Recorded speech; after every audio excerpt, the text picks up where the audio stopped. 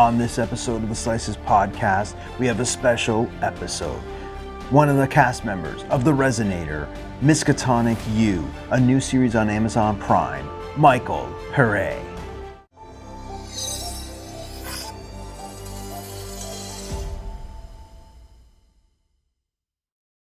Hey everybody, this is Jason Pelligra. Welcome to the Slices podcast, and we have a little bit of a special episode today. We're going to be talking about a new show on Amazon Prime called The Resonator Miskatonic U, and it's going to premiere February 26th, 2021, and it'll be on the Full Moon Features app. So if you want to get it, if you sign up for the app, you'll get 12 free episodes on Blu-ray of The Puppet Master. So it's a great deal. But more importantly, right now, I have the star of the show, Michael Pare. Welcome to the show. Hey, nice to be here. I love this movie. I mean, well, it's a television series, but it's based on that short story by HP Lovecraft, From Beyond. Awesome. And okay, so I want to talk. Okay, so you've been in so much. You have a very, very rich career. What was it about this project that excited you? HP Lovecraft, and to work with Billy again. This is the second thing I've done with Billy. I did a movie with him a while ago called The Furnace. But HP Lovecraft is classic horror, and every college kid in America reads Lovecraft. I mean, all the way back in the 50s, they were reading Lovecraft. And, you know, and it's classic. It's like Edgar Allan Poe. When the story works, this show is going to be even better. Great. How did the role come to you? How would you find out about it? Billy called me up. He said, Michael, I'm doing the HP Lovecraft thing. It's a tribute to Stuart Gordon. And I said, I know the story. And, you know, he told me about it. I play a professor at Miskatonic University. And I said, Billy, this is going to be great. So he didn't really have to sell you. He didn't have to twist my arm. No. That's pretty... And you know, we did 2 episodes, and they already ordered two more episodes before it's even aired. That's a good indicator that they like it. Yeah. And I kind of find it cool that you're a fan of HP Lovecraft. Hey, horror sells around the world. I mean, there's horror, action, and then thriller, and then you get into these less popular kind of movies. Yeah. So you're on board. You're good. That's good to hear. So you play Professor Wallace. Do you want to give us a little bit of a synopsis of the character through your eyes? Professor Wallace is teaches like calculus, engineering, hypothetical, interdimensional, science. And his cohort or co-teacher is Tillinghast's father, right? And we developed this resonator together. But then my partner dies, and he disappears, actually. And I'm left alone, but then his son comes up, and he decides to pick up where his father left off. And, once you open that door to another dimension, all kinds of crazy stuff can happen. So I'd seen the first episode and I loved it. Oh, you saw it already? I did. Oh, cool. Uh-huh. Yeah, and I really did enjoy it. Now your character, you come off pretty straight-laced and looking pretty honest, but I kind of have a feeling there's a few layers in there for you. Well, when you're dealing with hypothetical physics, or hyperphysics or multidimensional universes and accessing those dimensional universes, you got to be out there. But when you're working at a university, you also got to pass a sniff test for all those faculty people. They want you crazy, but not too crazy. You want to inspire the kids, but you don't want to become like a prophet or something to them. Yeah. And you also a veteran of horror and many films is Amanda Wyss in this production. Have you worked with her before? No, I haven't. No? But Billy did. And when we don't really have a scene together, but we're in the same scene together. And in the future, we're going to get a little more involved with each other. Awesome. So you kind of have a mix, of some veterans of the genre with a young cast. What are your what's your take on this cast that you've been working with? Dane was amazing. It's so cool to work with young people that are just as excited to be on the set. And it's not just like a goofy thing. Oh, we're making a movie, we're doing a TV show. Isn't that great? No, they were very passionate, devoted, prepared. And, when you start throwing the ball around, everybody takes it to another level. Yeah, that's great. And Dane, of course, plays Crawford Tillinghast, who is Crawford Tillinghast. Oh, yeah, that poor boy. He needs a little guidance. he needs a little guidance. So I'm sure you'll be right there to give it to him. When you, I'm kind of, it's funny because when you're in a show like this and you're in it from the ground up, has this ever happened? Have you ever been involved with like a show where you're building from the ground up, or What do you mean? like, have you ever started off on a show? Like, have you ever done a series where you were writing? Yeah, I've done 4 television series. Oh, you have? Yeah. I shot Greatest American Hero. We shot the pilot, and then that got picked up. We shot the pilot for Houston Nights, and then the network picked it up. I shot 2 other pilots that didn't get picked up. I shot a Chinese pilot that got picked up. Let's see. There's something else that I was doing. There's a 4th. Oh, Star Hunter was we just went right to series on that. So yeah, the development is cool, but you usually have a good idea if you're going to go. We were really surprised when the Shapiro series didn't go, because they're the ones. Esther Shapiro made Dynasty, right? And she wanted to make another kind of Dynasty, but that didn't go. So I mean, let's focus on this. But like with this, when you start with HP Lovecraft, there's no question that every college person is familiar with HP Lovecraft, and there's a reason for that. It's like they're all familiar with Vonnegut, and with Hemingway and all the great writers. Yeah. And well, the reason why actually I ask is because I'm kind of curious, because with this script, with this character that you have, like, are you as an actor, do you ever get not concerned, but are you ever kind of wondering, okay, where are they going to take this? Like, are they going to go on the path that you kind of have envisioned for your character? Because I mean, really, with HP Lovecraft, I mean, this could go anywhere, and that's part of the fun of it.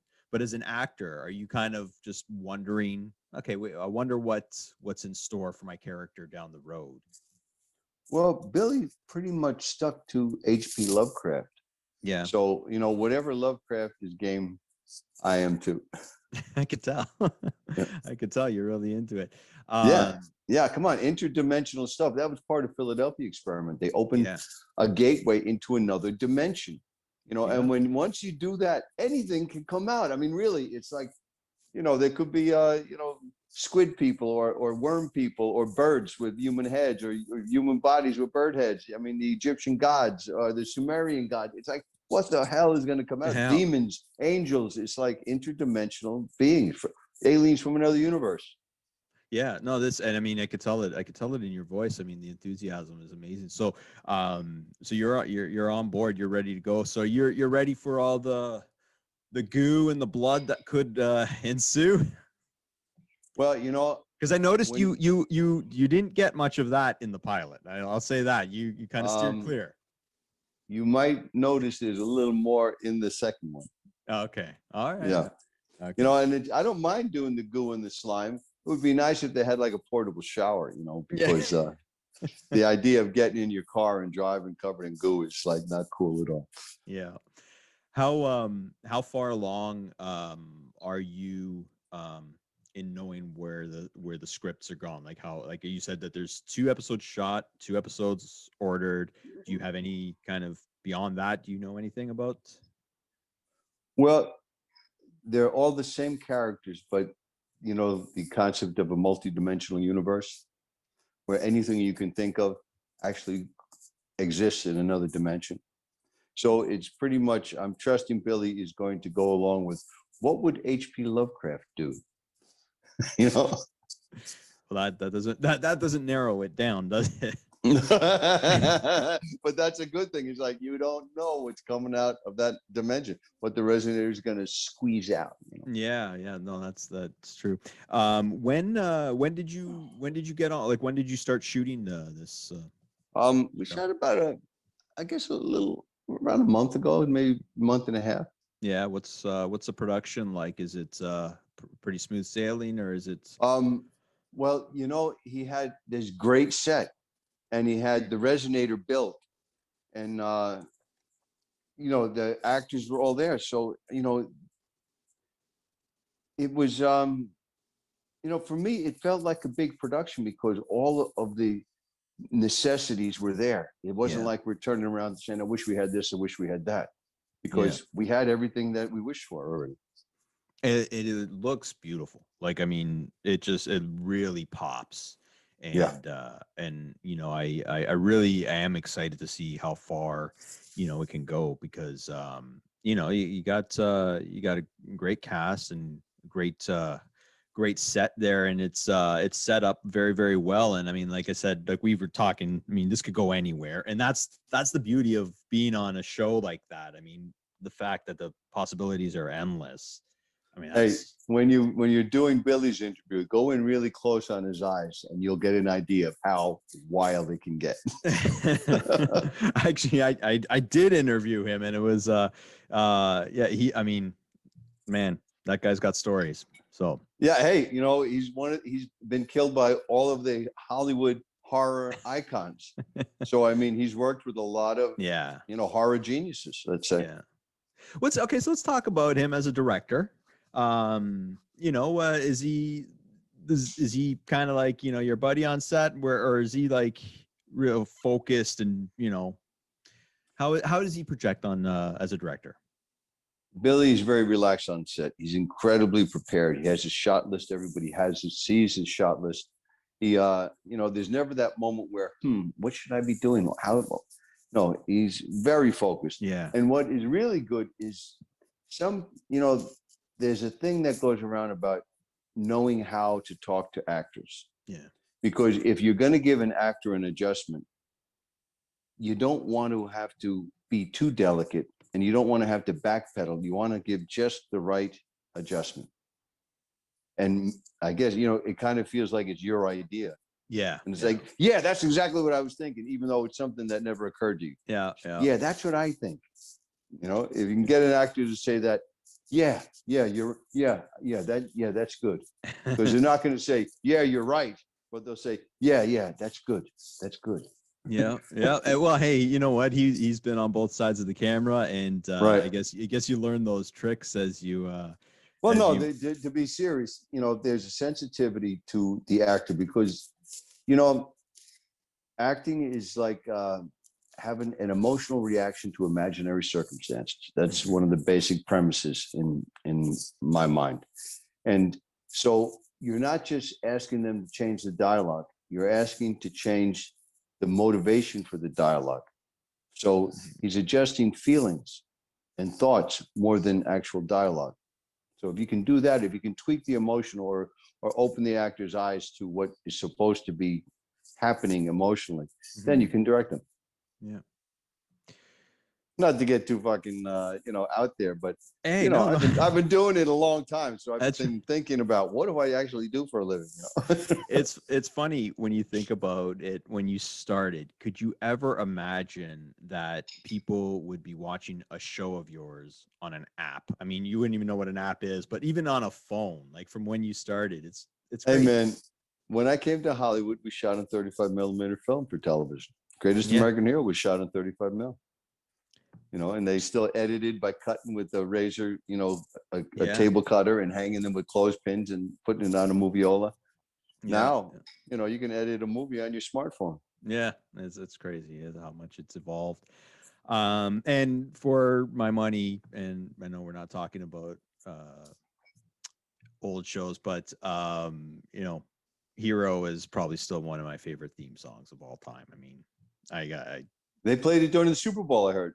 Oh, did they really? Oh no, it's a great. It's actually on my playlist, so it's that's not many theme songs for a TV show are. So, I honestly, I'm thrilled to having gotten this time to speak with you. I really, really wish you and the rest of the production the best of luck with this. And I really do think it'll go, because it's a really beautiful looking horror tale. It's directed beautifully and the cast is great. Michael, Amazon Prime on February 26th in the Full Moon Features app. That's where you can see us. that's right. Thank you so much for joining us. Thank you. Good luck, and we'll talk when you get picked up for a full season. All right, Jason. Take care. Right. Take care, Michael. Later, man. That's all for the Slices podcast. Thanks for joining us. We'll see you soon.